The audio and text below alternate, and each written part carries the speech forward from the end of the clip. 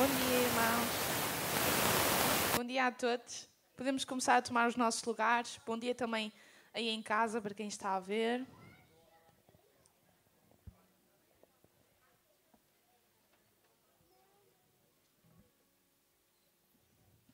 E vamos começar o dia da melhor forma.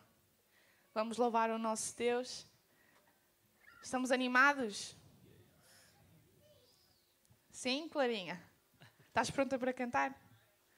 Então vamos bater as nossas palmas e vamos louvar o nosso Deus.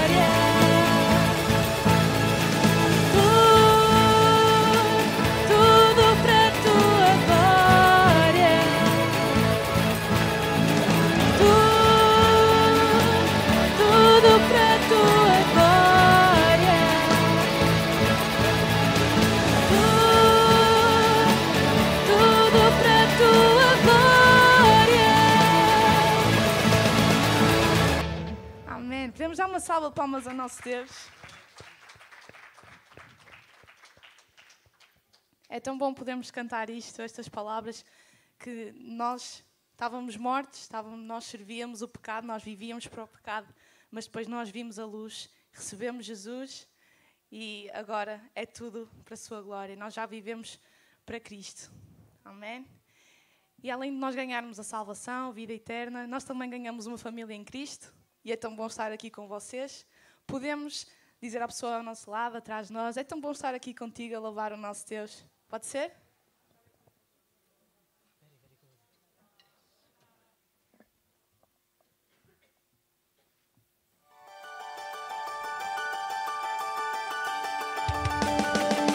Podemos bater as nossas palmas?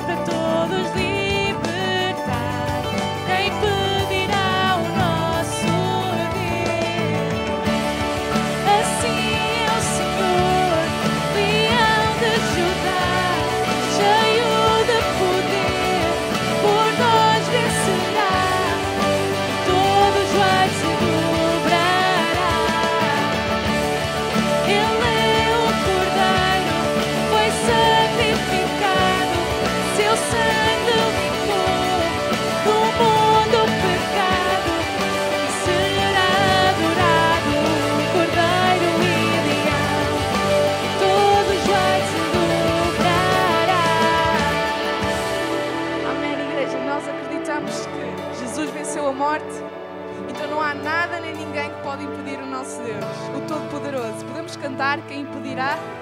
Quem impedirá o nosso Deus? Quem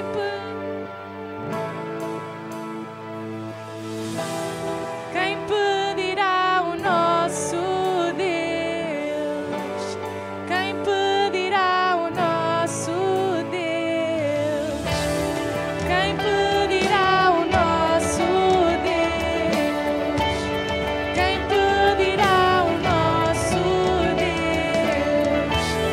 Quem impedirá o nosso Deus? Quem impedirá? As palmas.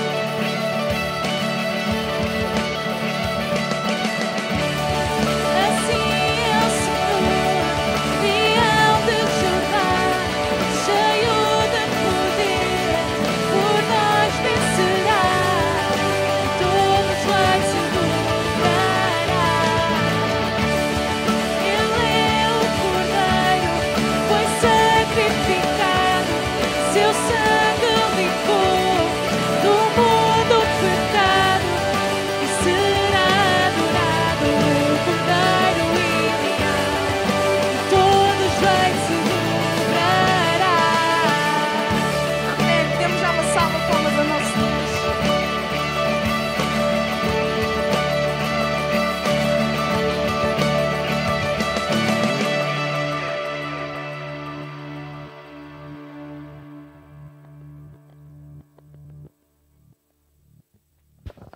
Bom dia, irmãos. Bom dia a quem ainda não tive a oportunidade de cumprimentar e bom dia a quem está do outro lado. É bom vermos a graça de Deus. Estamos a ter ali uns problemas técnicos com o online e mesmo assim as pessoas estão a entrar, estão a ver e isto é muito bom. Portanto, vamos aproveitar, já que vamos orar, então vamos dar graças por isso, porque realmente, mesmo nestas dificuldades, Deus continua connosco e continua-nos a dar graça para conseguirmos dar a volta por cima e fazermos face a estes percalços que acontecem num culto e que fazem parte. E vamos continuar a louvar a Deus e vamos continuar neste espírito de adoração e vamos dar graças antes de mais porque temos boas notícias. A primeira, vamos realmente dar graças pela Talita, que nos últimos meses nós temos orado pela sua saúde e a verdade é que tem estado a melhorar e isso é bom sinal. Então vamos dar realmente graças por isso e vamos também dar graças à viagem que o nosso pastor fez em nosso nome à Austrália. Quem não teve acesso pode depois pedir, mas o nosso pastor acabou por escrever uma carta sobre a viagem, como é que correu, e há uma parte em que ele diz que a viagem não foi feita pelo Joel à Austrália, foi feita pelo CRC à Austrália. Então vamos orar realmente por isto, pela viagem ter corrido bem e pela nossa igreja também ter chegado à Austrália, ter chegado lá, e também por podermos renovar os votos com estas pessoas que acabam por estar a orar por nós nestes anos todos e continuar a orar. Então vamos orar realmente para estas pessoas, para esta igreja e por todo o trabalho e por todo o cuidado que eles têm tido ao longo dos últimos anos, e que este trabalho possa continuar e possa se perpetuar durante muito tempo e que também nós possamos ser um elo de ajuda para estas pessoas. Mas claro, pronto, nem tudo passa por agradecer. Há algumas coisas que também acabam por surgir em emergência e desde já acho que temos que orar pela saúde de alguns irmãos que se encontram doentes ou que precisam de ajuda, nomeadamente também da Cristina, que se encontra mal, a minha saúde também. Também orar pela prima do irmão Agostinho e da irmã Luísa Ruivo, a Isabel. Orar também pelo um colega de trabalho do Pedro, que tem um tumor na cabeça. Orar também por uma casa condigna para a Dona Fátima. Isto temos orado durante alguns meses e percebemos que realmente está a demorar muito tempo e falamos de condições básicas de vida. Portanto, vamos realmente interceder, mesmo em casa. Não se esqueçam também de ir acedendo ao site que está a passar, tanto no ecrã como em casa, e irem orando por estes assuntos que fazem parte da nossa família e fazem parte da nossa igreja. Orar também pela irmã Benil, pela irmã Hermínia e pelas pessoas que estão nos lares, que fazem parte também da nossa família. Orar pela irmã Aurora, pelo irmão Carlos e pela irmã Marta. Amém? Então, se sentirem-se neste espírito, concordem, eu vou orar e sintam-se à vontade também para levantar as vossas vozes e continuarem neste espírito. Amém? Sim, Pai, obrigado, Deus, por podermos estar aqui na Tua presença, Deus, e quero-Te agradecer, Pai, por sermos livres, Pai, de estarmos aqui e de louvarmos o Teu nome, Pai. É realmente uma dádiva e uma honra, Pai, perceber que podemos continuar em família, Deus, a louvar-Te, Deus, e a adorar-Te, Pai. E desde mais, Pai, quero-Te agradecer, Deus, realmente por esta situação da Talita, Pai, estar a melhorar, Deus. Obrigado, Pai, por ouvires as nossas orações e por fazeres face às nossas necessidades, Deus, quando mais precisamos, Pai. E quero, da mesma forma, agradecer-Te, Pai, por esta viagem que nós, como igreja, fizemos à Austrália, Pai. Deus, é realmente bom perceber que ainda temos pessoas do outro lado do mundo, Pai, a orar por nós, a orar pela nossa missão, pela nossa ação aqui em Vila Nova de Gaia, Pai. E quero-Te agradecer por estas pessoas, Pai. Quero-Te pedir, Pai, que também os possas abençoar, lhes possas dar graça, Pai, que possas continuar com eles, Deus, no dia-a-dia, Pai. Que possamos também perceber, Pai, que isto da missão, Deus, para Ti é muito mais do que ir para fora. Acaba por ser o trabalho que nós fazemos também nas nossas igrejas, aqui nas nossas regiões, Pai, e que possamos perceber o quão importante é, Pai, fazermos este trabalho em colaboração com outras igrejas, Pai. Que possamos perceber que isto é uma missão para Ti e não é uma missão para o nome da nossa igreja, Pai. E que possamos potenciar aqui estas relações, Pai, entre igrejas, Pai, para fazermos o melhor por Ti, Pai. Mas Deus, também quero-Te pedir, Pai, pela saúde de todos os irmãos, Pai, que eu fui referindo, Pai. Deus, quero orar pela mãe da Cristina, Pai, que necessita de Ti, Pai. Orar por mim também, Pai. Orar pela irmã Benilde, Pai. pela irmã Hermínia, Pai. Ó Deus, por estes idosos que estão nos lares, Deus, que precisam de Ti, da Tua ajuda, Pai, desta ação, Pai, que os profissionais possam perceber, Deus, o que é que necessitam de fazer para poder estimular estas pessoas, Pai, poder cuidar delas, Pai. Ó Deus, peço, Deus, que realmente possas estar connosco, Pai, que nos faças perceber o quão sobrenatural é o Teu amor, Pai, e a Tua mão, Deus. Que possamos ter a ousadia, Pai, de acreditar que Tu podes curar e que Tu podes mudar o tempo e a hora de um momento para o outro, Deus. Que realmente possamos compreender, Deus, o quão mágica é a Tua mão, Pai. Ó Deus, peço-te, Deus, que possas continuar connosco, Pai. Quero orar também, Deus, por esta situação da Dona Fátima, Deus, que temos vindo a trazer durante os últimos meses, Pai, que parece que por vezes as coisas não estão a mudar, Deus. Mas sabemos, Pai, que Tu estás com isto na mente, Pai, que Tu estás a tratar desta situação, Pai. Oramos com urgência, Pai, para que isto possa ser resolvido, Pai, que Tu possas realmente trazer aqui algo de novo para a vida desta mulher, Pai, que ela possa realmente encontrar uma condição de vida, Pai, digna, para ela poder passar os próximos anos de vida, Pai. Deus, que possa estar com ela, que possa estar com todos nós, Pai, é isto que eu peço, Deus, e continua-nos a dar um ótimo tempo de louvor, Pai, e uma boa pregação, Deus. É isto que eu te peço, Pai. Amém.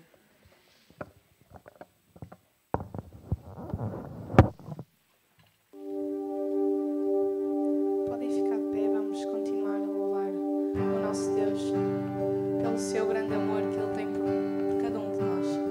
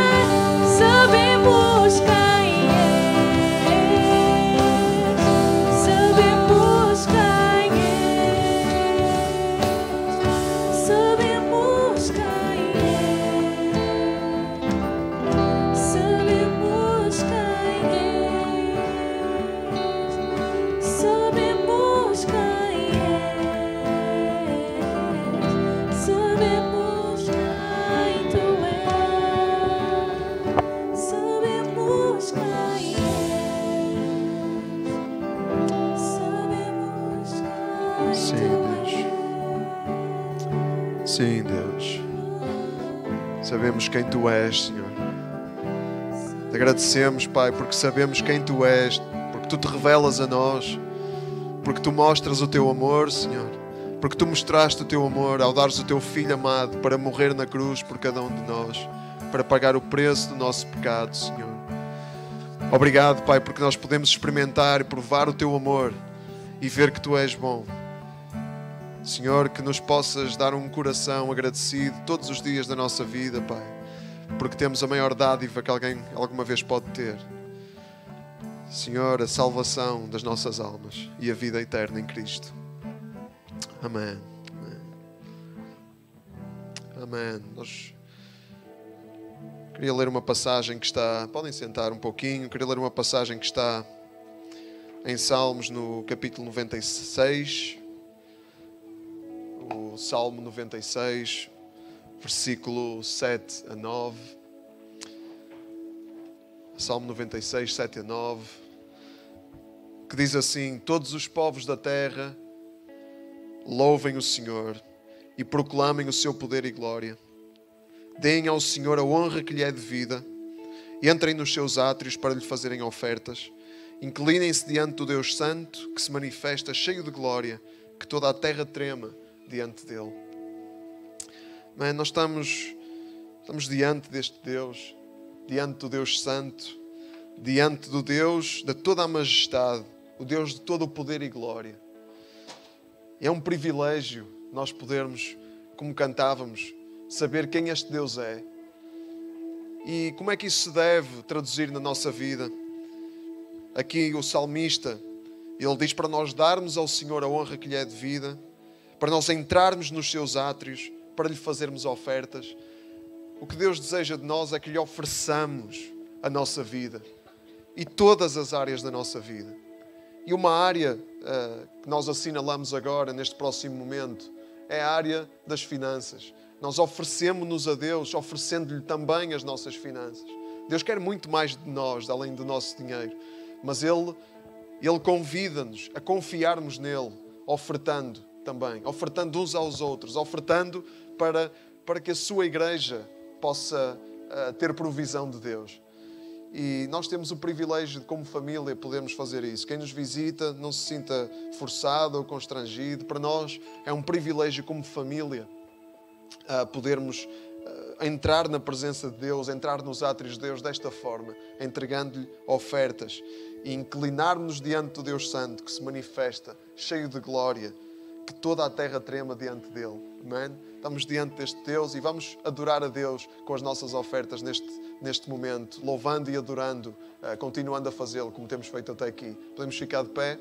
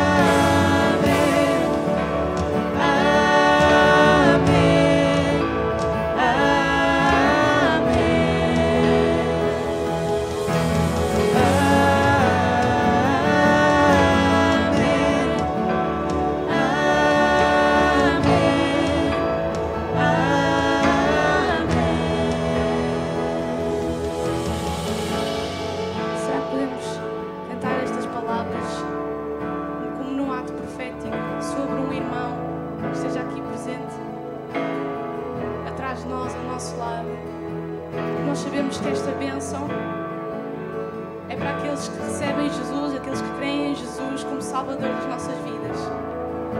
Podemos cantar sobre a vida de alguém esta manhã?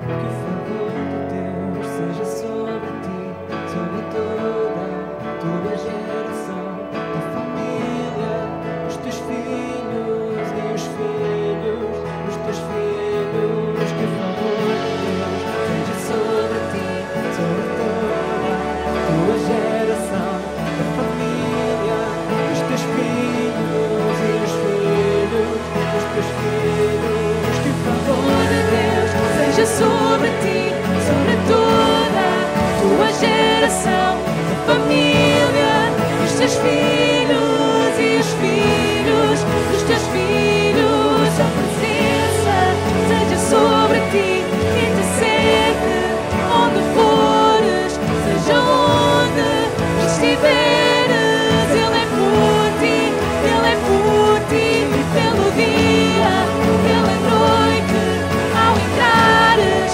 ao saíres, ao chorares, ao sorrires. Ele é por ti, Ele é por ti, Ele é por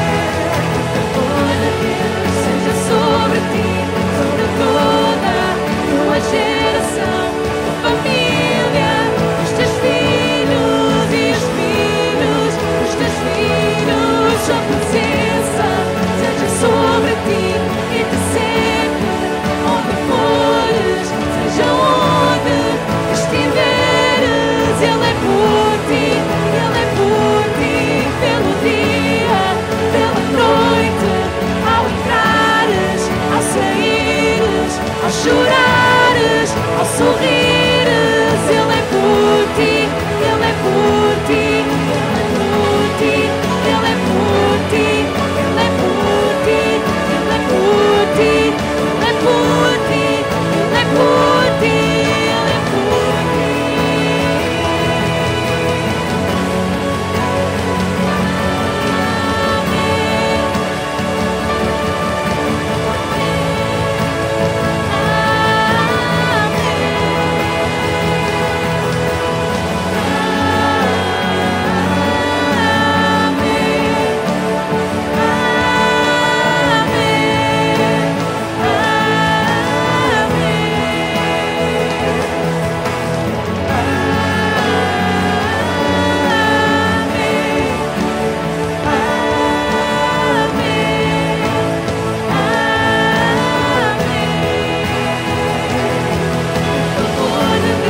Seja sobre ti, sobre toda a tua geração, tua família, os teus filhos e os filhos dos teus filhos. Sua presença seja sobre ti e te segue onde fores, seja onde estiveres.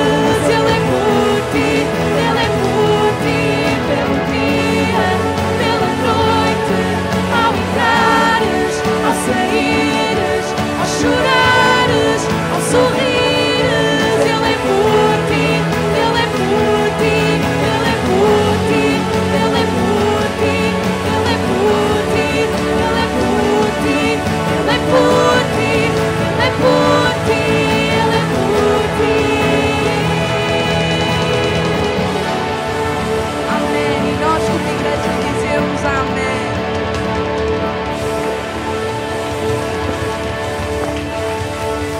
Amém. Amém. Não há maior bênção do que ter Deus na nossa vida. Amém. E é uma grande bênção que Deus nos dá por Ele estar na nossa vida. Termos pessoas à nossa volta que são família connosco. Man, e antes de sentarmos, eu gostava também de dizer bem-vindos a quem nos visita. Temos aqui algumas visitas, espero que se sintam em casa connosco. É um prazer para nós receber-vos e partilhar a bênção que temos recebido de Deus convosco também. E sim, gostava de falar também um pouco, podem sentar, gostava de falar um pouco da nossa vida como igreja, nossa vida como família. Para mim também é muito bom poder voltar a estar aqui em família, não é? Depois de ter estado duas semanas ausente na Austrália, e trazer aos irmãos e também já agora bom dia a quem está online, não é? Trazer à família aqui saudações dos irmãos lá na Austrália. Como o Filipe dizia, eu enviei um relatório sobre a nossa visita à Austrália. E então quem não recebeu no e-mail o relatório, fale connosco para adicionarmos à lista de e-mail para poder receber.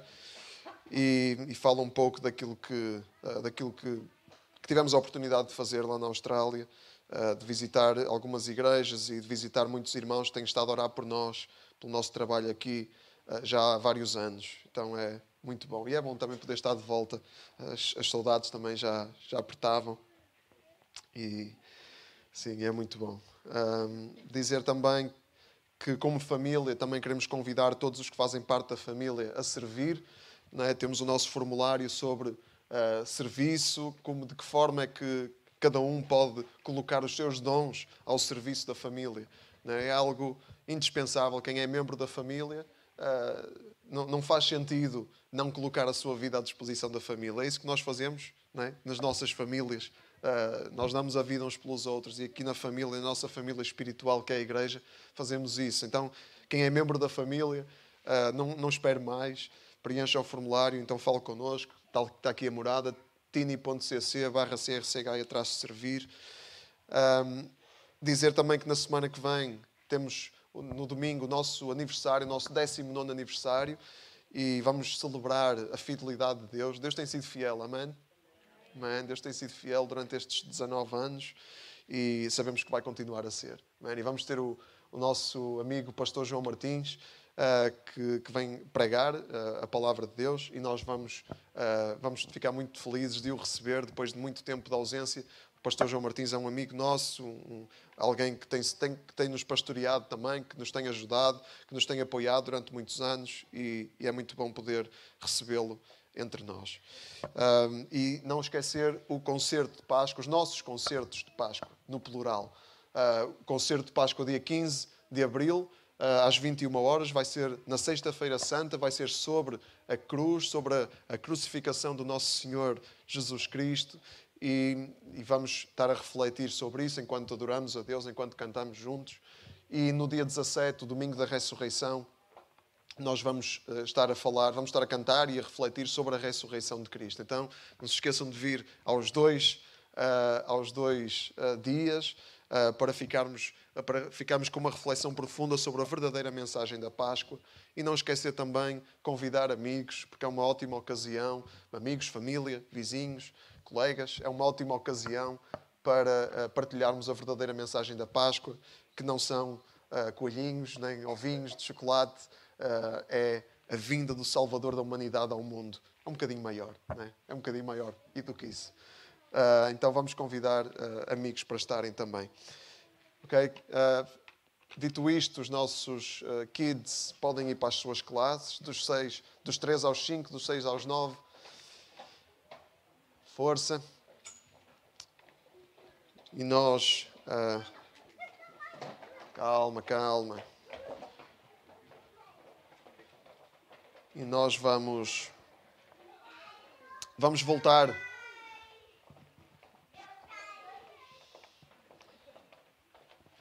voltar a um livro que já tivemos a estudar da última vez, o Profeta Ageu. É um livro pequenino, não é dos livros mais badalados, mais conhecidos. Está ali mais para o fim do Velho Testamento, mas é um livro com uma mensagem muito forte, uma mensagem muito importante para nós, para todos aqueles que querem fazer a vontade de Deus. E já estamos na parte 2, porque já começamos a fazer o estudo sobre Ageu da última vez, que já foi no fim de fevereiro. Ageu fala-nos de um tempo em que o povo de Israel tinha voltado à sua terra, depois de ter estado 70 anos no exílio. E porquê é que o povo de Israel foi para o exílio? Porque consistentemente ignoraram todo o conselho de Deus. Não é? Ignoraram a vontade de Deus, rejeitaram a vontade de Deus, quiseram viver à sua maneira, quiseram adorar falsos deuses, quiseram viver de uma maneira completamente imoral, quiseram rejeitar a justiça, quiseram rejeitar a verdade. Deus avisou-os muitas vezes e de muitas maneiras pelos profetas. Eles não quiseram ouvir. E então Deus provocou que um povo estrangeiro os fosse acordar, os fosse despertar. C.S. Lewis tem uma citação muito célebre, que é: o sofrimento é o megafone de Deus. E, de facto, quando nós não acordamos de outra maneira, uma forma de Deus nos despertar é trazendo mesmo sofrimento sobre a nossa vida, é verdade. Da mesma maneira que nós, quem é pai e quem cuida de crianças, pelo menos, sabe muito bem que às vezes a única maneira das crianças despertarem para perceberem que estão a fazer algo errado é serem disciplinadas, serem castigadas. O castigo traz sofrimento, mas é um bom instrumento para despertar para a realidade de que as ações têm consequências e que as ações más têm más consequências. Não é? Então é isso que Deus faz também aqui, provocando que o Império Babilónico invada o reino de Judá, invada a cidade de Jerusalém, destrua Jerusalém, destrua o templo, destrua as muralhas e enviasse o Império Babilónico que levasse para a Babilónia muitos israelitas escravos para ficarem exilados longe da sua terra, numa terra que não era a deles. Então, 70 anos eles estiveram nessa condição. 70 anos eles estiveram assim, no exílio, um tempo para refletir. E depois veio outro rei, porque Deus também tinha prometido que lhes ia dar outra oportunidade. Porque Deus é um Deus de oportunidades também.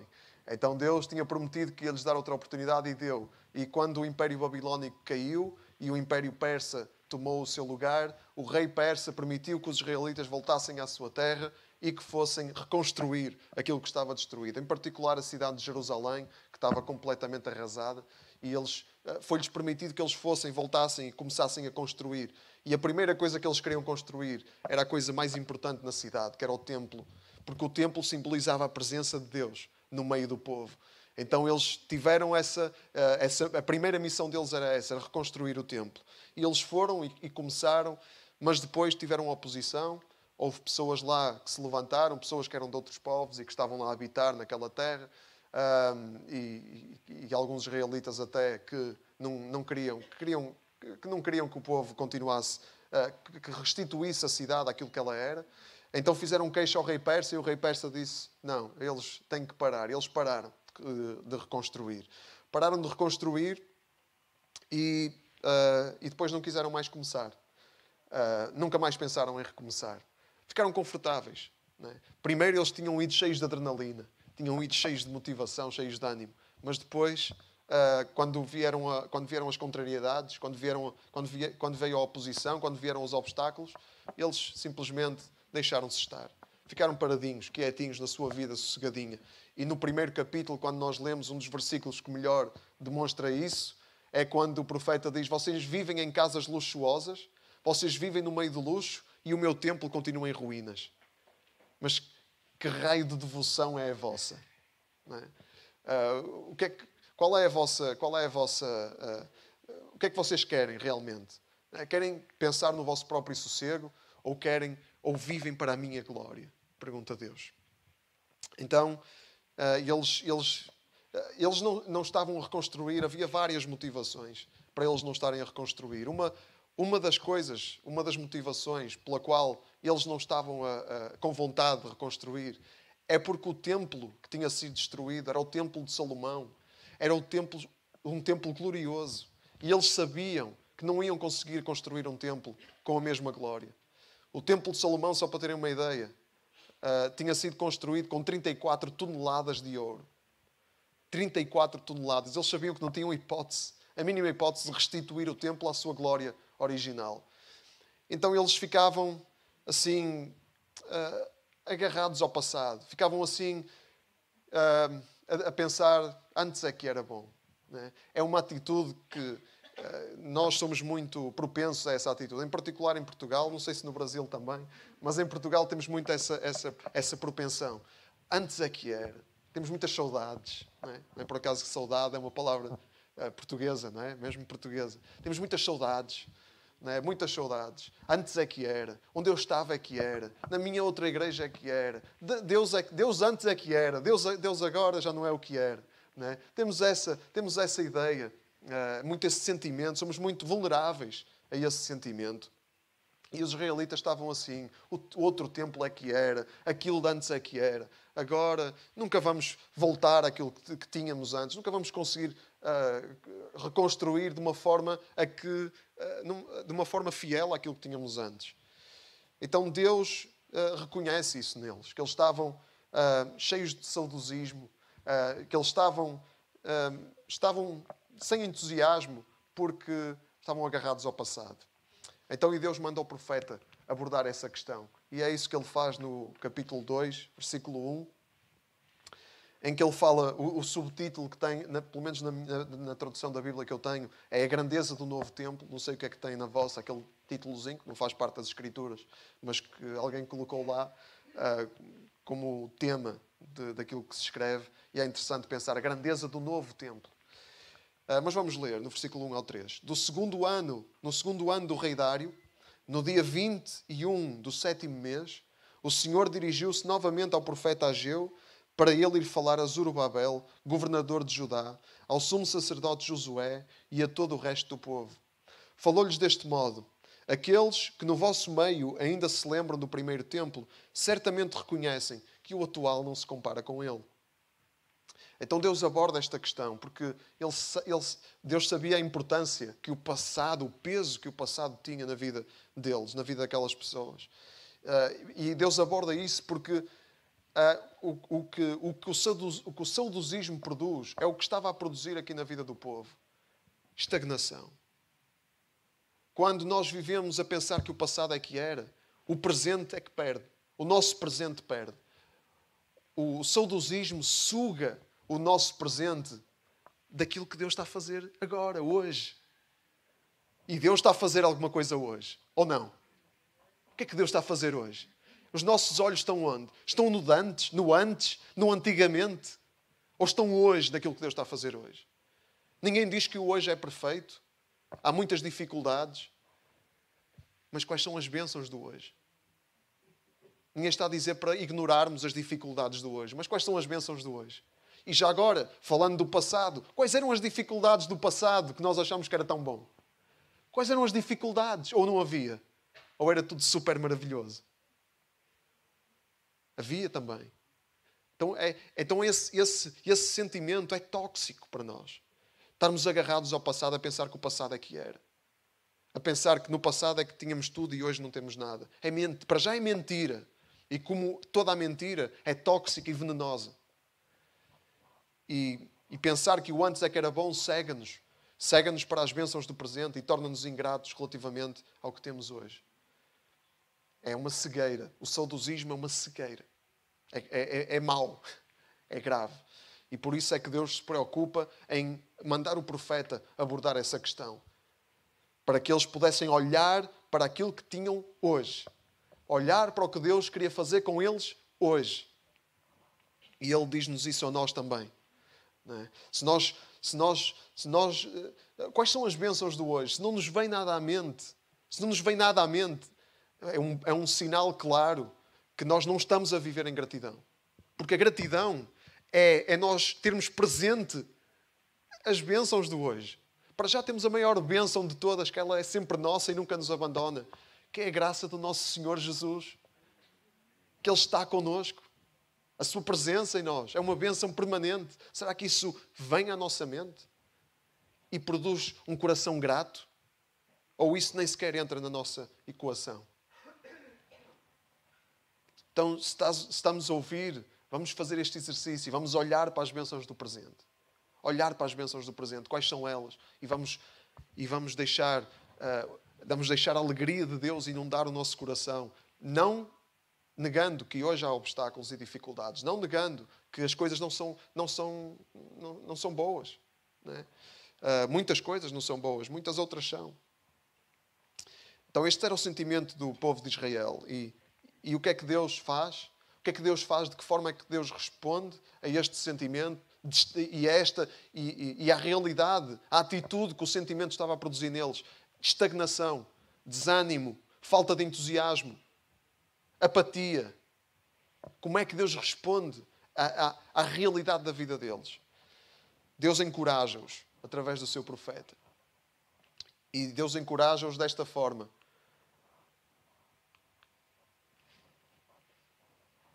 Gostava de mudar aqui o slide, não sei se isto... Sim, estou a tentar. Bom, Deus encoraja-os desta forma. Vinha aí um templo cuja grandeza seria ainda maior do que o primeiro. Vamos ver qual é, de que forma é que Deus os encoraja e depois também qual é esse templo cuja grandeza é maior do que o primeiro. Ageu 2, versículo 4. Vamos ler até o versículo 9. Mas eu digo-vos, coragem, Zorobabel, coragem, Josué, coragem, povo do meu país. Vamos ao trabalho, que eu estarei convosco. Palavra do Senhor Todo-Poderoso. Eu estarei no vosso meio, tal como vos prometi quando saíram do Egito. Não tenham medo, porque assim diz o Senhor Todo-Poderoso: dentro de pouco tempo farei estremecer o céu e a terra, os mares e os continentes, farei tremer todas as nações que hão de trazer aqui as suas riquezas. E de novo encherei o meu templo de grandeza. Palavra do Senhor Todo-Poderoso. É a mim que pertence a prata e o ouro. Palavra do Senhor Todo-Poderoso. A grandeza do novo templo será maior do que a do primeiro. E neste lugar eu vos concederei a paz. Palavra do Senhor Todo-Poderoso. Então, quando Deus nos chama, Ele diz-nos algumas coisas. Ele diz coragem. Coragem. Coragem. Coragem, povo. Ele diz-nos outra coisa. Vamos ao trabalho. Deus manda-nos trabalhar. Deus chama-nos para trabalharmos.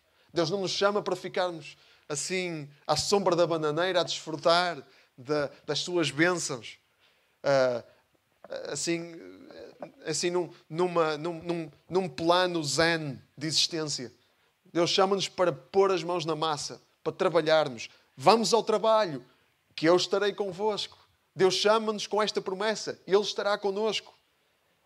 Deus chama-nos com esta promessa: eu estarei no vosso meio, versículo 5, tal como vos prometi quando saíram do Egito. Deus chama-nos com esta promessa. Ele é fiel às suas promessas. Ele estará connosco. Não tenham medo. Não tenham medo. Não tenham medo de responder ao chamado de Deus. Não tenham medo de se comprometer com Deus. Porque Deus está a chamar aqui as pessoas ao compromisso. Ao compromisso. E nós vivemos tempos em que cada vez mais as pessoas têm medo do compromisso. Cada vez mais. E os compromissos cada vez mais são mais líquidos. Não é? São compromissos que hoje é, amanhã não é. A palavra, antigamente, a palavra valia muito. A palavra de alguém, quando alguém dava a sua palavra, era uma questão de honra. Não é? E quando alguém dizia sim, eu vou, essa pessoa tinha esse peso. Eu disse, eu tenho que cumprir. Não é? Obviamente havia muita mentira também, eu sempre houve, não é? Mas havia mais peso, e hoje a palavra tem pouco peso. Hoje as pessoas têm medo de assumir compromisso. Há uma expressão que nós usamos aqui em Portugal, usa-se muito, e pessoas que às vezes começam a ter contacto com a nossa cultura, parece-lhes estranho. Não é? Por exemplo, quando alguém diz: olha, tu vais a tal sítio, e nós dizemos: em princípio eu vou. O que é isso, em princípio? O que é que isso quer dizer? Em princípio. O que é que isso quer dizer, em princípio? Ou vais ou não vais. Não é? Em princípio. Claro, nós vemos na palavra de Deus, temos que ter algum cuidado. Não é? Tiago, ao escrever a sua carta, ele diz: cuidado com o orgulho. Não é? Quando vocês dizem amanhã vamos a tal sítio, não, digam antes: se Deus quiser, vamos a tal sítio. Então, se Deus quiser é uma coisa. Isso é uma coisa. Dizemos se Deus quiser. Agora, em princípio, dizer em princípio vou, isso provavelmente muitas vezes quer dizer: se me apetecer. Não é? Se eu não tiver outra coisa melhor para fazer, então eu vou. Se não houver nada mais atrativo que apareça entretanto, então eu vou. Sou capaz de ir, talvez. Mas Deus chama-nos para compromisso. Deus chama-nos para assumir compromisso. Compromisso de construir. Deus chama-nos para pormos lá a nossa vida. E não é quando nos apetece. É para estar lá. É para pôr lá o pescoço, nós dizemos. Não é? E no reino de Deus, nós temos que esperar isso uns dos outros. Nós temos que esperar isso uns dos outros. Quando alguém diz, eu vou, estamos à espera que essa pessoa vá. Quando alguém diz, eu faço, nós esperamos que essa pessoa faça. Claro, há sempre imprevistos, há sempre coisas que acontecem, nós não estamos a contar. E quando é assim, só temos que dizer, olha, eu peço desculpa, mas eu não vou conseguir. Não é? Mas pelo menos damos uma satisfação. Agora, dizer em princípio, ou talvez e tal, e depois, não sei, depois eu vejo. Isso aí, por isso é que Jesus diz, seja a vossa palavra o quê? Sim, sim. Não, não. Não vale a pena estar a jurar, não vale a pena estar a prometer, não vale a pena estar a dizer em princípio. Sim, sim. Não, não. E quem está comprometido com Deus é assim que deve viver. Honrar o compromisso. E Deus diz-nos outra coisa. Nesse compromisso que eu te chamo para assumires, não te vai faltar nada que eu não queira que te falte, diz o Senhor.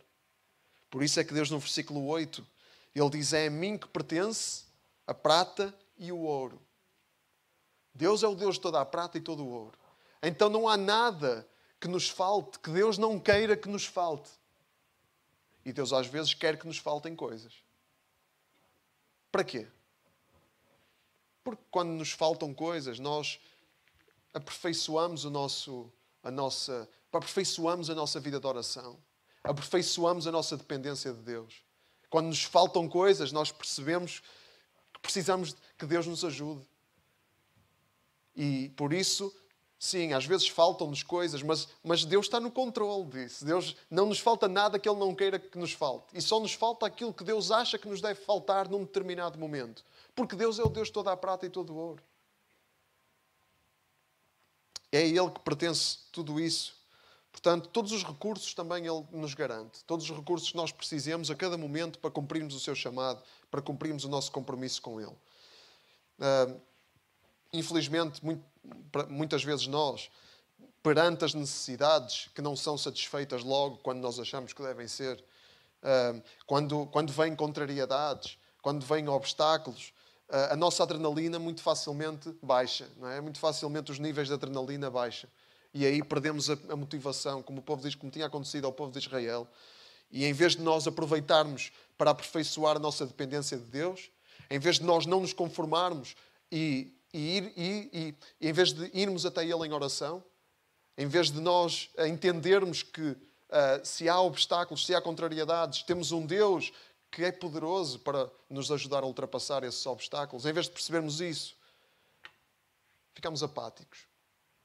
Em vez de percebermos isso, aproveitamos para, em vez de perseverar, em vez de aperfeiçoar o nosso compromisso, acontece o contrário, aproveitamos para desistir. E a mensagem de Ageu, aqui, a mensagem do profeta, aqui na Bíblia é esta: não desistas do que Deus te chamou para fazer.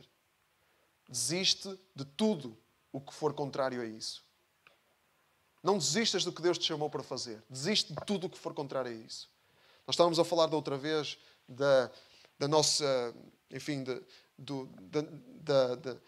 algumas ideias da nossa cultura que nos dizem: não desistas, nunca desistas dos teus sonhos, não desistas dos teus desejos e tal, que todos os teus desejos se cumpram e tal. Olha, a mensagem da Bíblia é um bocado diferente. A mensagem da Bíblia é: não desistas do que Deus te chamou para fazer. Não desistas daquilo que for chamado de Deus. Tudo o resto, desiste. Se os teus sonhos estão no caminho do chamado de Deus, desiste dos teus sonhos. Se os teus desejos estão no caminho do chamado de Deus, desiste dos teus desejos. Se os teus sentimentos estão no caminho do chamado de Deus, desiste dos teus sentimentos. Se o pecado está no caminho do propósito de Deus para a tua vida, desiste do pecado. Desiste daquilo que te prende. Desiste daquilo que te faz estagnar, que te faz ficar apático, que te faz recuar. Desiste disso.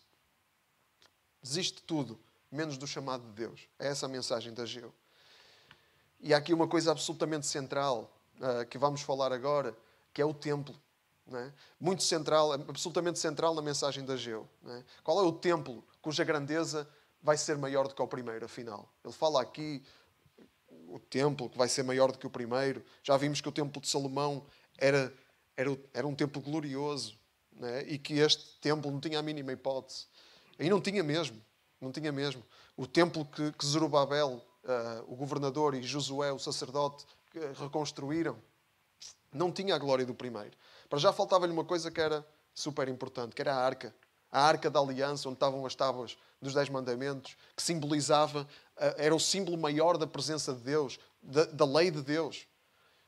A arca tinha sido perdida nas invasões da Babilónia e nunca mais foi encontrada. Não é? Há um filme sobre isso, que é Os Salteadores da Arca Perdida. Não sei se já viram, quem é fã do Indiana Jones. Mas é só um filme. A arca nunca foi encontrada. E então eles sabiam disso. Nunca mais temos a arca da presença de Deus desapareceu. Outros tesouros também se perderam. O templo foi completamente saqueado. O rei da Babilónia levou tudo para a Babilónia. E depois, mesmo o templo depois de ter sido reconstruído, nunca foi igual. Não é? E voltou a ser saqueado depois de ser reconstruído. Voltou a ser saqueado pelo Império Grego, o Império Seleucida. Voltou a ser destruído. O rei Herodes, pouco tempo antes de Jesus, começou a reconstruir o templo. E aí sim, esse templo era mais rico, era um templo muito rico. Mas depois vieram os romanos e destruíram esse templo, que muitas vezes é chamado o terceiro templo. Destruíram. E hoje o que é que está no lugar do templo? Alguém sabe? Uma mesquita no monte do templo em Jerusalém. É isso que está lá agora. Então o templo nunca mais ia ter a glória do primeiro. Então, de que templo é que o profeta estava aqui a falar? Esse templo que era o centro da adoração a Deus, que era onde estava a glória de Deus, era o símbolo da glória de Deus. Onde é que está esse templo? Qual é esse templo cuja grandeza seria maior do que o primeiro? Olha, é um templo onde está realmente toda a glória de Deus. Toda. Não é só um símbolo, é mesmo a realidade. É lá que está a glória de Deus. É um templo do qual todos os templos físicos de pedra são só uma sombra. Estes templos todos de Jerusalém que foram construídos e reconstruídos, esses são só uma sombra do verdadeiro templo de Deus. Qual é esse templo? Jesus diz-nos qual é esse templo. Vamos a João, capítulo 2, versículo 13. Se quiser abrir em João. João 2, 13.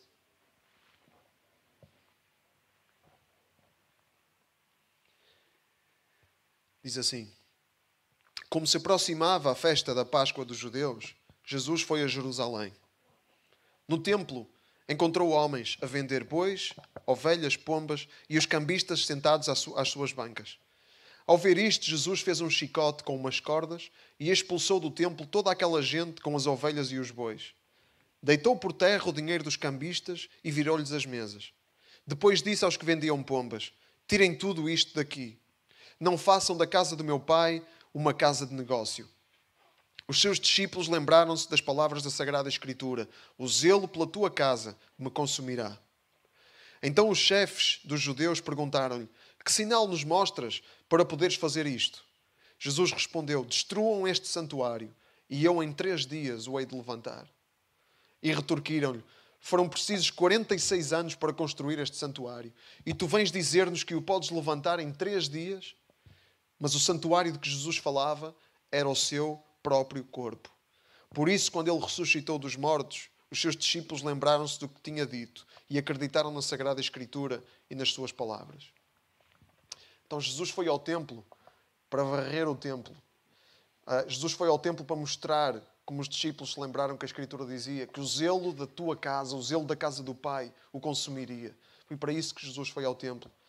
E Jesus mostrou claramente quem era o verdadeiro templo de Deus. Quem era o verdadeiro e glorioso templo de Deus, cuja glória seria maior do que o primeiro e seria maior do que qualquer outro templo que pudesse ser construído.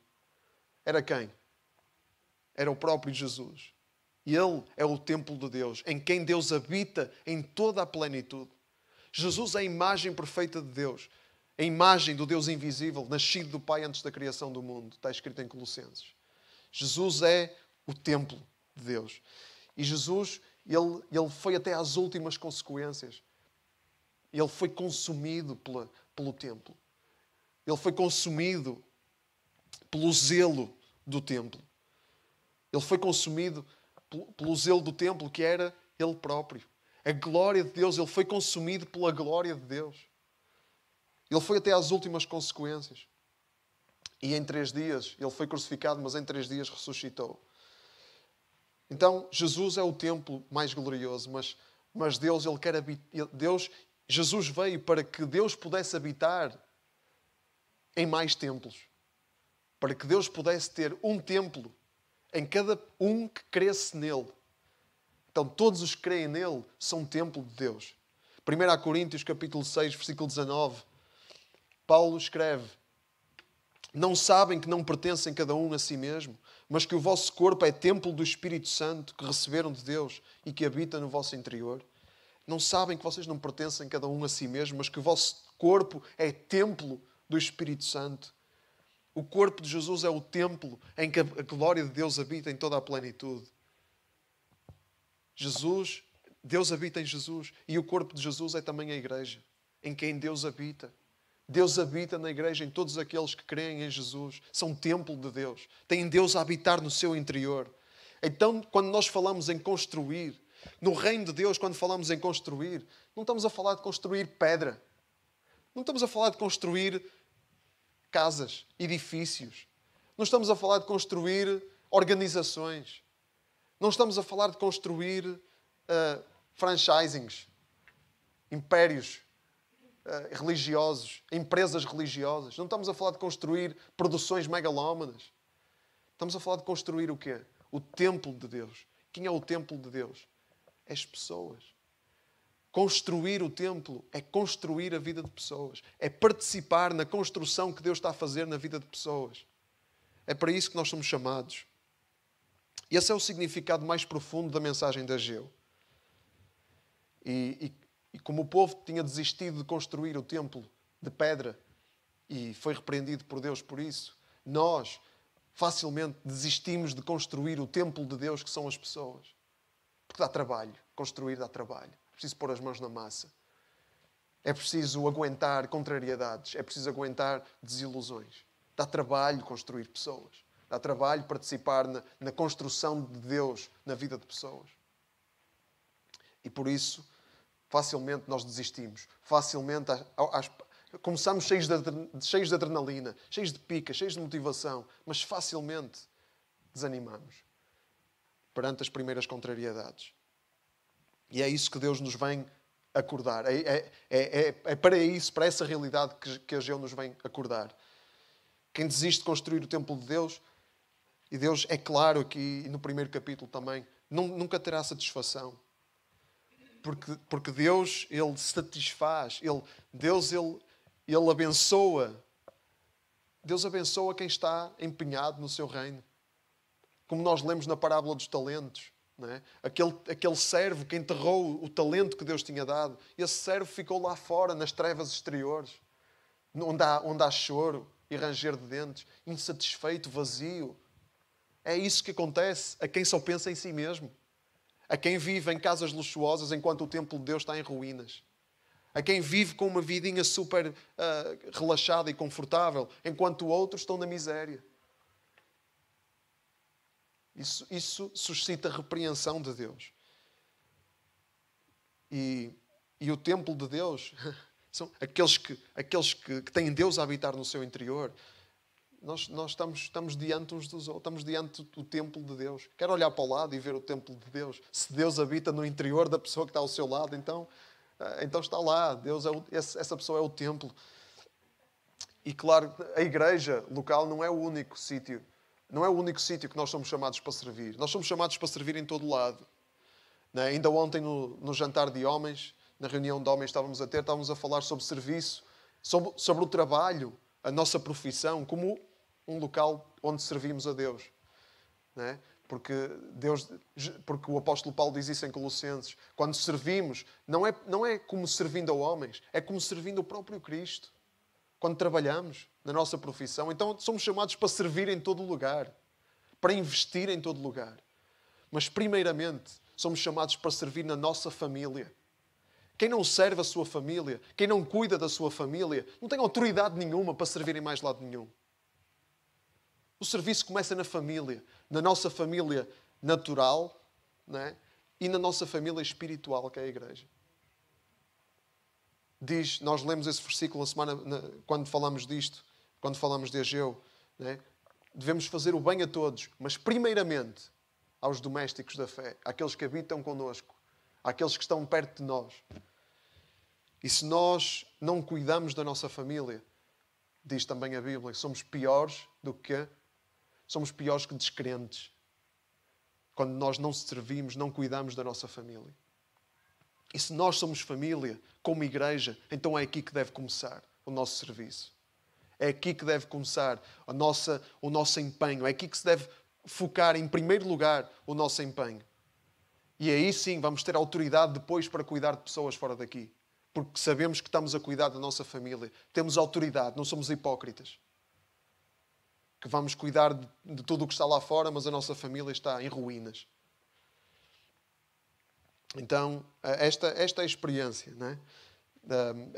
E o serviço na igreja, o serviço na nossa família, é um termómetro do nosso coração. Mostra como é que está o nosso coração.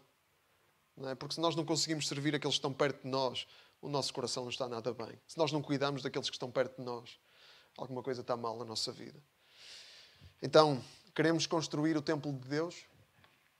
Queremos assumir esse compromisso? Construir o templo de Deus? Então é hora de começar a servir pessoas ou de manter o nosso entusiasmo, ou de intensificar o nosso entusiasmo e não nos deixarmos cair na estagnação em face das contrariedades. Porque Deus repreende o povo infiel. Deus repreende aqueles que vivem só para si mesmos e ignoram as necessidades que estão à sua volta. Nós não gostávamos de repreensões, não é? Gostávamos que acabasse. Era bom que tivesse acabado naquela passagem. Coragem, povo, coragem, eu sou convosco, não tenham medo. Eu sou o Deus toda a prata e todo o ouro. Gostávamos que acabasse aí, não era? Era mais giro, era mais confortável. Mas a Bíblia não acaba aí. O livro do profeta Ageu não acaba aí. Deus não acaba aí. Porque há consequências há consequências para a nossa rejeição do chamado de Deus. E é bom estarmos conscientes delas. Ageu 2, versículo 10 a 19, vamos ler a repreensão de Deus. No dia 24 do 9º mês desse 2º ano do reinado de Dário, o Senhor dirigiu-se novamente ao profeta Ageu, para ele falar em nome do Senhor aos sacerdotes acerca da lei. E falou-lhes assim: suponhamos que alguém leva um bocado de carne retirada do sacrifício, escondida no seu fato. Se ele tocar com o fato no pão, nos legumes, no vinho ou no azeite, ou em qualquer outro alimento, tal alimento terá de ser consagrado exclusivamente a Deus? Os sacerdotes responderam que não. Ageu continuou: suponhamos ainda que alguém se tornou impuro por ter tocado num cadáver. Se tocar em seguida em alguma dessas coisas, elas ficarão impuras? A isto os sacerdotes responderam que sim. Então Ageu comentou: acontece o mesmo com esta gente e com este povo. Tudo o que fazem e tudo o que me oferecem é impuro. Daqui por diante, pensem bem nisto. Antes de começarem a colocar pedra sobre pedra para reconstruírem o templo do Senhor, o que é que sucedia? Quando alguém estava à espera de encontrar 20 medidas de trigo no celeiro, não achava senão 10. Quando alguém esperava tirar 50 moedas de vinho de uma cuba, só encontrava 20. Eu destruí com pragas e míldio e granizo todo o trabalho das vossas mãos, e vocês não se voltaram para mim. Palavra do Senhor. Daqui por diante, vejam o que irá suceder. Hoje mesmo, dia 24 do 9º mês, foram lançados os alicerces do meu templo. Pois bem, não há ainda grão nas searas de trigo, nem a vinha, a figueira, a romazeira e a oliveira produzem os seus frutos, mas a partir de hoje eu vos abençoarei. Então a mensagem aqui é simples. Se pensarmos só no nosso conforto e negligenciarmos a construção do templo de Deus, que é a igreja, Deus, Ele não vai permitir que a gente tenha satisfação. E vai dar a outros, inclusivamente vai dar a outros aquilo que nos daria a nós para cumprirmos o seu chamado. Na parábola dos talentos nós vimos que a conclusão é: quem tem, ainda mais lhe será dado. E quem não tem, até aquilo que tem, lhe será tirado. Porque Deus dá-nos aquilo que dá para investirmos. Não é para nós ficarmos, não é para nós engordarmos. É para nós investirmos. E quando não investimos, aquilo que temos seca.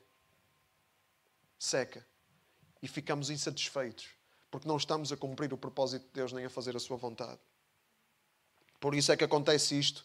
E Deus, Ele faz... Não é algo que Deus faz...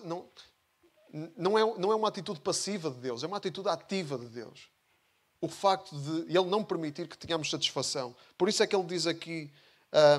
eu destruí com pragas e míldio e granizo todo o trabalho das vossas mãos. É Deus mesmo que faz isso. Para nós despertarmos.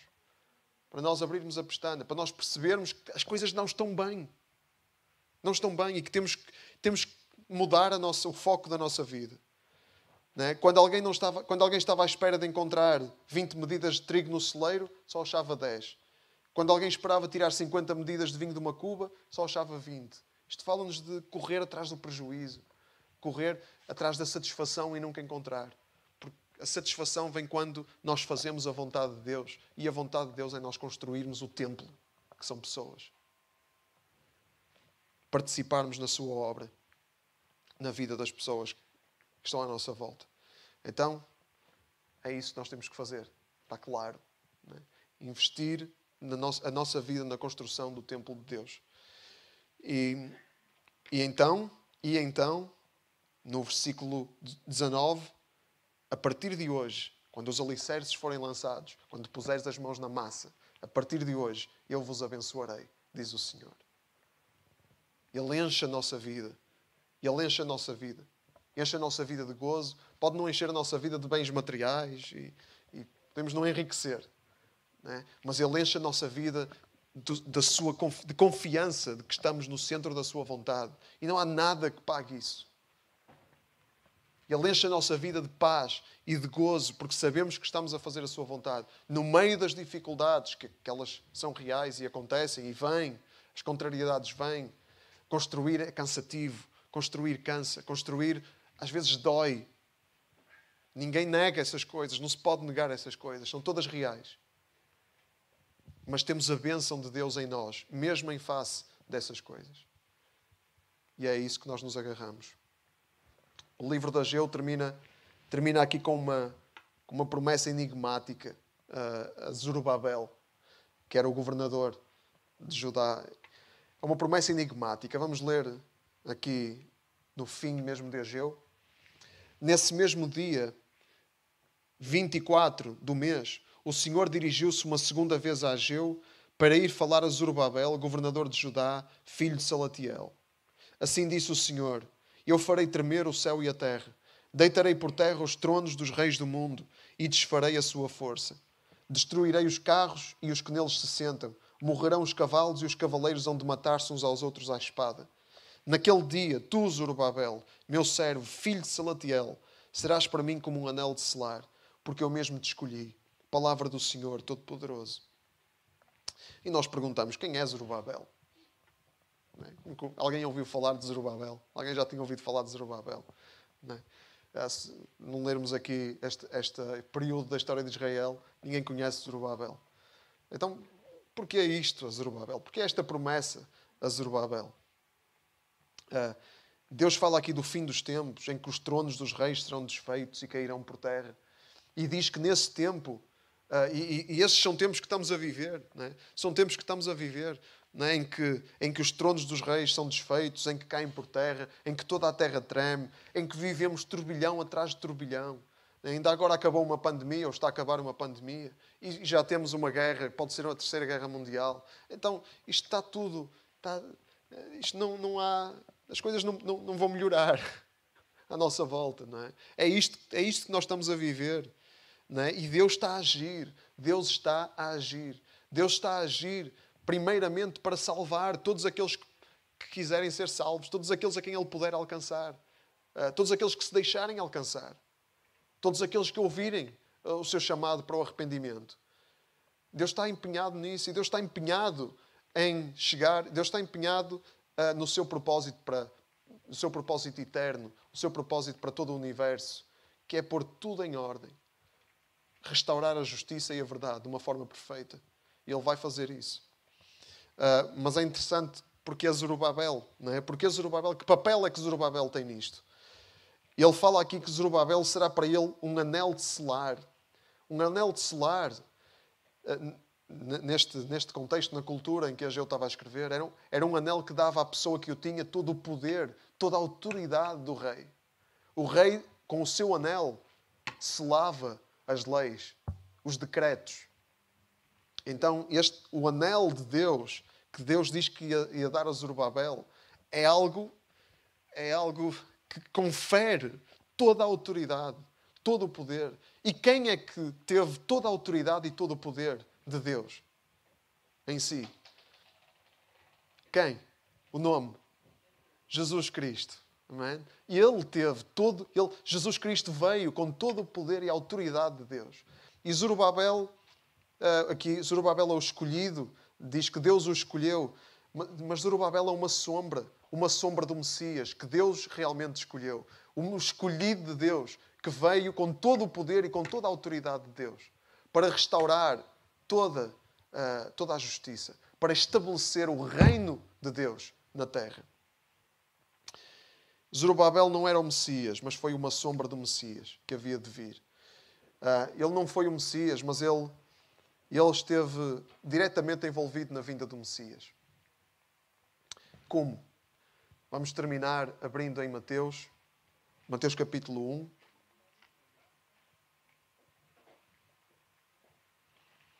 Mateus capítulo 1, versículo 12. Vamos ver como Zorobabel esteve envolvido na vida do Messias. Esta é uma parte da genealogia de Jesus, da linhagem de Jesus. A parte depois do exílio na Babilónia. Versículo 12 de Mateus 1. Depois do exílio na Babilónia, Jeconias foi pai de Salatiel e Salatiel foi pai de Zorobabel. Zorobabel foi pai de Abiúde, Abiúde foi pai de Eliaquim, Eliaquim foi pai de Azur, Azur foi pai de Sadoc, Sadoc foi pai de Jaquim, Jaquim foi pai de Eliúde, Eliúde foi pai de Eleazar, Eleazar foi pai de Matã, e Matã foi pai de Jacob, Jacob foi pai de José, esposo de Maria, da qual nasceu Jesus, chamado Messias. Então vemos que Zorobabel esteve diretamente envolvido na vinda do Messias. Ele não era o Messias, mas ele era uma figura do Messias, que apontava para o Messias que havia de vir. E esteve ele próprio na linhagem do Messias. Então estes são os planos de Deus. E estes são os planos de Deus revelados a nós, que Ageu nos revela. E este é o chamado de Deus. Vamos pôr as mãos na massa para construir o templo de Deus. Vamos dar a nossa vida, vamos nos comprometer com a obra de Deus. Porque Ele quer construir, Ele quer usar-nos para construir a vida daqueles que são o seu templo, em primeiro lugar. E também nos chamar para anunciar que há reconstrução em Jesus, que há restauração em Jesus a todos aqueles que estão à nossa volta. Que quem se sujeitar a Deus entra num processo de reconstrução, de restauração. Transforma-se em novas criaturas, em processo de reconstrução, em processo de restauração à imagem de Jesus. Pessoas que estão a fazer um caminho para a cada dia serem mais parecidas com Jesus e no fim serem totalmente... no fim conhecerem Jesus como são conhecidas e serem à imagem dele, sem pecado. É esse o chamado de Deus. Deus avisa-nos claramente. Desiste do teu conforto, desiste de tudo aquilo que te impede de assumir um compromisso, desiste dos teus sentimentos, desiste da tua apatia, desiste do teu pecado e desiste de tudo menos do chamado de Deus. Desiste de tudo menos daquilo que Deus te chama para fazer. Desiste de tudo o que for contrário àquilo que Deus te chama para fazer. Esse é o nosso chamado. Deus é Senhor. Amém? E quando Ele nos chama, é para obedecer. Não é para pensar, não é para fazer contas, é para obedecer. Quando Ele nos chama, é para obedecer. Claro, nós temos que ser sábios. Não é? Temos que ser sábios e e perceber qual é a maneira, perceber que condições temos, não é? Para que dons nós temos e que dons nós temos para pôr ao serviço de Deus, que recursos nós temos para pôr ao serviço de Deus, que tempo nós temos para pôr ao serviço de Deus. Aliás, tudo isso deve ser posto ao serviço de Deus. Não é? Mas de que formas é que essas coisas devem ser postas ao serviço de Deus? É preciso fazer essa ponderação, é preciso fazer essa reflexão. Mas uma coisa nós sabemos, quando Deus chama, é para obedecer. Mas Deus não é apenas um patrão que nos manda trabalhar, como dizíamos da outra vez. Deus é um pai que nos quer como filhos a servir com Ele naquilo que Ele está a fazer. E sabem, Deus fazia muito melhor sem nós. Ele não precisaria de nós para nada. Deus fazia muito melhor do que nós sabemos fazer. Ele não precisava de seres limitados e imperfeitos. Ele, que é perfeito, fazia tudo muito melhor. Mas ainda assim Ele quer-nos com Ele, a trabalhar com Ele, quer-nos a participar com Ele naquilo que Ele está a fazer. Porque Ele nos ama e Ele quer os seus filhos com Ele. Estamos nós nessa de responder a esse chamado de Deus? Servir com Deus na sua obra, não desistir e participar na construção do templo de Deus, que é a igreja, que são as pessoas. Amém? Vamos ficar de pé e vamos orar. Vamos orar por coragem. Vamos orar por coragem de Deus. Vamos orar para que Deus tire de nós todo o medo, para que Deus tire de nós o medo do compromisso, para que Deus tire de nós o nosso medo de não termos o que é suficiente ou de não termos o que é preciso. Deus capacita aqueles que chama. Deus tem tudo o que nós precisamos. E vamos orar para que nós tenhamos consciência disso e revelação disso. Senhor, nós te louvamos, Senhor. Pai, nós precisamos, temos consciência que precisamos da tua força, Senhor. Precisamos de coragem, da coragem que só tu podes dar. Deus, não queremos ser incautos, não queremos fazer as coisas de forma impulsiva, mas queremos ser corajosos em ti. Deus, e que nos possas ajudar a sermos resolutos, a sermos determinados, a sermos perseverantes e a não desistirmos, Senhor, daquilo que tu nos chamas para fazer. Deus, ajuda-nos a ter determinação para desistir daquilo que não é teu, daquilo que nos impede de responder positivamente ao teu chamado. Deus, que o teu Espírito possa agir em nós, Senhor. Age em nós, age em cada um de nós, Senhor. Em nome de Jesus, age nos corações de cada um aqui presente, Senhor. Fala, Deus, que a tua palavra continue a ecoar, a tua palavra possa ecoar nos ouvidos, no coração de cada um, Senhor. Deus, e que nós nos possamos conformar com a tua vontade. Deus, sabendo que devemos aproveitar o tempo ao máximo, porque os dias são maus. Deus, e tu nos dás tempo precioso, Pai, para nós aproveitarmos e não ficarmos à espera, sabe-se lá do quê, Senhor. Deus, em nome de Jesus, nós dizemos que tu és Senhor e dizemos que a nossa vida é para ti. E não queremos dizer isso, não queremos que sejam palavras ocas. Queremos que seja a realidade da nossa vida, Senhor. Então torna isso na realidade da nossa vida, Senhor, em nome de Jesus. Em nome de Jesus. Amém. Amém. Amém. Amém. Deus nos quer abençoar para nós podermos abençoar outros. Amém. Para nós podermos abençoar aqueles que estão à nossa volta. Amém. E vamos fazer isso, vamos continuar, vamos viver assim. Ok? Vamos terminar. Nós costumamos cantar os parabéns aos aniversariantes que completaram o aniversário na semana que passou. Não sei se alguém aqui fez aniversário na semana. O Saulo. Sim, mas não está aqui nem está online. Está online? Não, acho que não. Pedro também não está aqui, também não está online. Não, não está, pois não? Estás aí, pá? Não estás? Então, se ninguém aqui fez aniversário, vamos ficar por aqui. Hã? Teus pais fizeram anos, Rosana. Não, os pais. É dia do pai. Ai, os pais. Sim. Parabéns aos pais. Uma bênção, amém. Vamos terminar então. Eu queria dizer só, nós temos um koala, estivemos na Austrália e trouxemos um koala para cada um. Koala para oferecer a cada um, cada família, não é cada um, é cada família. Não há tantos koalas assim, não havia espaço na mala, há tantos koalas. Então não saiam sem pegarem no vosso koala. E quem está online, apareça aí para buscar um koala também. Então vamos terminar. A graça e a paz de Jesus sejam com todos vós e uma boa semana para todos.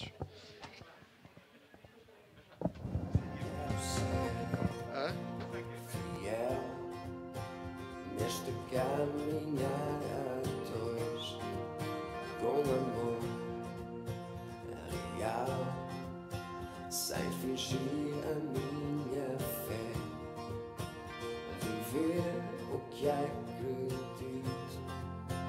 não falar do que não vivo. Quero ser fiel, Senhor. Quero ser